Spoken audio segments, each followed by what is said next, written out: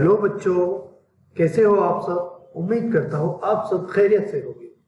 आज हम पढ़ाई करेंगे मजमून मराठी के सबक यानी कि एक नज़म है जो कि कुछ परिंदों के बारे में है। तो चलिए शुरू करते हैं। स्क्रीन पर आपको जो नजर आ रहा है वो एक मुर्गा और कुछ मुर्गियां हैं। तो मुर्गा और मुर्गियों के बारे में हम आगे पढ़ाई करेंगे। एक छोटी सी नज़म है जो कि एक मुर्गे के बारे में है। चलिए देखते हैं। ये कुछ तस्वीरें हैं जिसमें कुछ मुर्गे और कुछ मुर्गियां हैं। ये गावरान मुर्गियां हैं, गावरान मुर्गे हैं, है ना।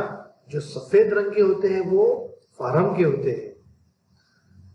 अब देखिए यहाँ पे किस तरह से मुर्गा उड़कर छलांग लगाकर छत पर जाकर बैठा है। अब ये मुर्गे की नजर है। को कोंबडा पांढरा नी तांबडा सपरावर जाऊन पाय झाला लंगडा।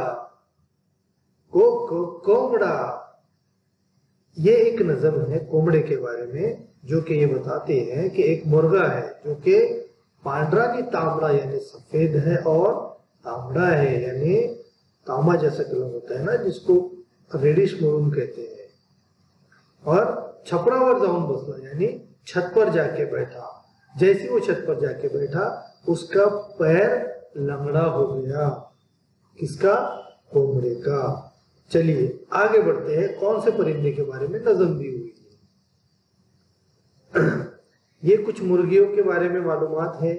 काले रंग की मुर्गी, सफेद रंग की मुर्गी, ब्राउन मुर्गी, काले ब्राउन मुर्गी, है ना। अब देखिए ये कौन सा परिंदा नजर आ रहा है जो हवा में उड़ रहा है। पहचाने आप कौन सा है? चिमनी, जिसे हम कहते हैं चिड़िया। Very good. तो चिड़िया के बारे में पढ़ेंगे। चिव चिव चिमनी, चिव चिव चिमनी, खाते दाने पीते पानी यानी दाना खाती है और पानी भी पीती है।